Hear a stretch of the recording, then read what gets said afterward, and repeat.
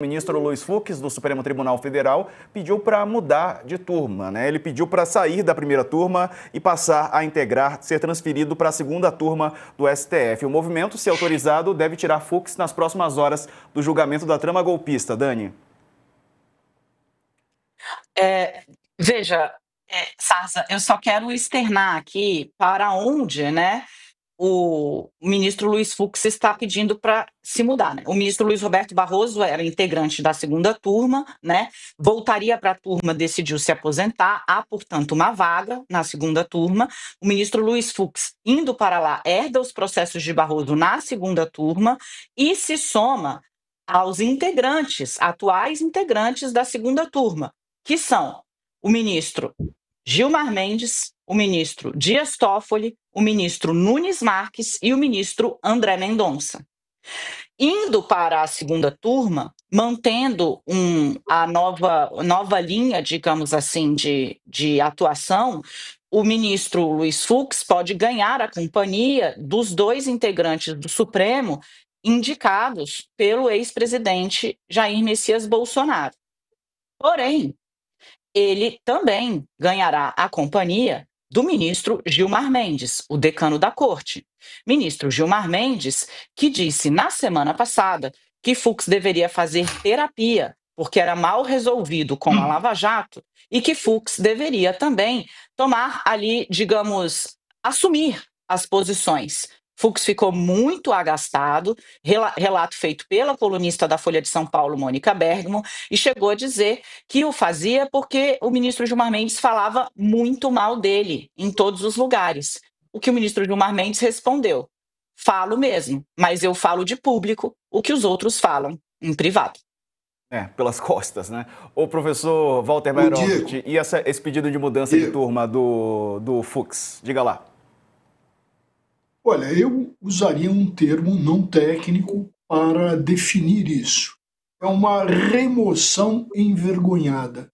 Isso é o que aconteceu. Como é que depois, naquele voto, sem pé nem cabeça, ele vai permanecer numa turma que analisou, fez uma análise profunda das provas, e tinha um caminhão de provas para dar suporte à condenação? Como é que ele vai permanecer numa turma? Que confiança ele vai ter nessa turma? Então, envergonhado ele sai.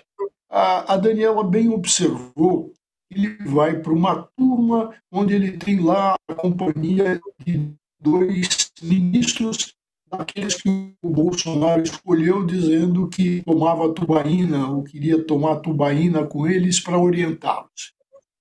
E eles aceitaram as indicações depois dessa história. Bom, então ele vai ter a companhia de dois outros, mas ele erra num ponto, e ele anda errando muito. Se ele anda plantando nulidades, agora é um problema técnico, se ele anda plantando nulidades, reiterando posturas e posições com relação a nulidades processuais, a gente tem que lembrar que um julgamento pode ser revisto por revisão criminal, que é uma ação. Mas para se ter revisão criminal, a necessidade do quê? Por exemplo, de fato novo. Fato novo não tem. Mas cabe revisão criminal em razão de nulidades processuais. Ora, quem vai julgar uma revisão criminal, evidentemente, vai ser a outra turma, a segunda turma. Mas os Fux, na revisão criminal, vai estar impedido, porque ele já votou. E a revisão é feita de uma maneira a dar isenção para que participem aqueles que não participaram do julgamento anterior. Então ele já dá um tiro no pé aí também, se a intenção foi essa. Mas, volto, eu acho que o principal motivo para a remoção é a vergonha, uma remoção envergonhada, porque precisava ter muita cara de pau para dar o voto que ele deu, sendo considerado um ministro do Supremo, um processualista. O trabalho dele gerou um novo Código de Processo Civil. E como é que vai aquilo? E com relação ao italiano, que foi citado, e tem também o alemão, veja que esse italiano citado falou: olha, eu não escrevi tudo isso, até porque eu conheço uma obra que é a obra-prima do processo penal, que chama-se A Lógica da Prova em Matéria Penal, em matéria criminal. É do Nicola di Malatesta. É uma obra clássica. Veja, a lógica da prova. O que o Fux fez foi contrariar a lógica da prova. Muito bom. Vou trazer aqui outro trecho agora da fala do ministro Alexandre de Moraes, que defendeu a reabertura de investigação contra o presidente do Partido Liberal, PL, Valdemar Costa Neto, na trama golpista para manter Bolsonaro no poder. Vamos ver. Uma vez configurada a condenação do réu Carlos César Rocha, para que extraiamos cópias da decisão e de todo o acervo probatório para remessa para PET 12.100, salvo engano, para, nos termos do artigo 18 do Código de Processo Penal, reabrimos a investigação e análise dos crimes de organização criminosa e tentativa de abolição violenta do Estado Democrático de Direito em relação ao presidente do PL, Valdemar da Costa Neto. É o voto, presidente. Procurado pelo UOL, Valdemar Costa Neto não quis comentar. E aí, Dani? Fica em silêncio porque, né, é o que a cautela sugere nesse caso. Quer falar, coach? Eu jogo a bola para você. Vai lá, coach. Diga lá. Eu queria fazer uma pergunta para o doutor Walter. Me diz uma coisa, diante dessa situação criada, e se o Fachin não aceitar a troca de turma do Fux, como é que fica? Vai paralisar o Supremo? Vai paralisar os julgamentos? Existe alguma possibilidade de ele ser afastado? Porque está provado que ele não tem condições de continuar aí. Pode formar uma comissão para afastar o ministro? O que pode ser feito? Não, o Fachin não vai poder indeferir porque a cadeira está aberta.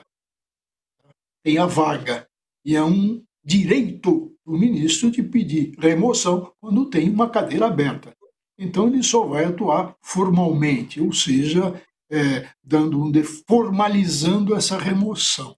Não há nenhuma possibilidade disso ser indeferido, nenhuma.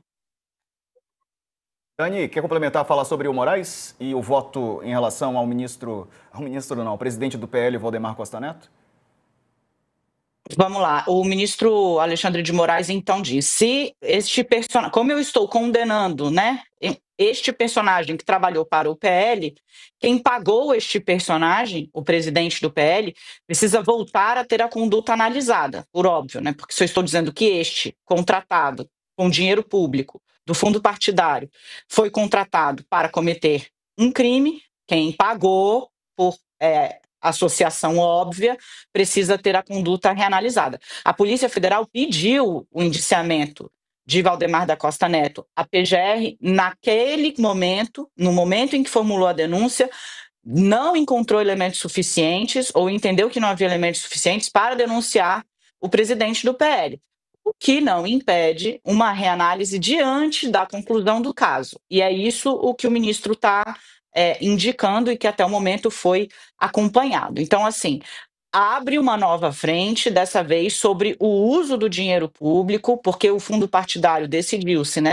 só é abastecido com o nosso rico dinheirinho dos impostos, então somos nós, no fim das contas, que financiamos o que o Supremo está entendendo ser uma organização criminosa que atuou para disseminar em massa desinformação, mentira, ataques às urnas, que em última análise fizeram com que as pessoas fossem para as ruas no 8 de janeiro, dizendo que a eleição não era legítima e que era preciso, portanto, uma ação das Forças Armadas para tirar o governo Lula e trazer Bolsonaro presidente de volta, era o que estava nas faixas dos manifestantes do 8 de janeiro. Dito isso, então, Sarza, o presidente do PL se silencia por cautela, claro, não tem uma relação inexistente entre Valdemar e o ministro Alexandre de Moraes, mas ela é bem protocolar, bem protocolar. E, a partir desse momento, Valdemar da Costa Neto precisará observar maior cautela, né, nas suas ações. Falando um pouquinho sobre o tema trazido pelo Couto, que é a saída do ministro Fux, né, como Mairovich disse, a tradição no Supremo é a cadeira está vaga, você apenas faz a mudança da turma, deixa uma cadeira vaga no Supremo Tribunal Federal, já há o agendamento de mais um julgamento tá? De mais um núcleo neste julgamento. E aí tem uma série de impactos que a gente pode colocar. O indicado de Lula para a vaga de Barroso iria, portanto, para a primeira turma, né? E os próximos julgamentos aconteceriam com este personagem, um indicado de Lula na primeira turma. Isso pode ajudar o presidente, que está tendo dificuldades para fazer o nome que ele quer, dificuldades gestadas por quem? Pelo presidente do Senado, a gente vai falar disso daqui a pouquinho. Não só ele representa um grupo, né, que tem um candidato e não é o mesmo nome favorito de Lula. O que tem de impacto prático é que é do interesse do Supremo, em especial do ministro Alexandre de Moraes, não paralisar, tirar esses casos da mão, porque faz 3 anos que o Supremo só fala disso.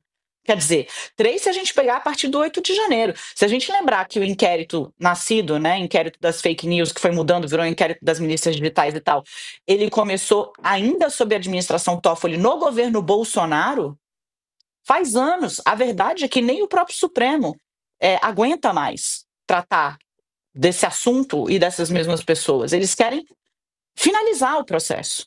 E Alexandre de Moraes, o ministro relator, é hoje um integrante do Supremo mais próximo a Davi Alcolumbre.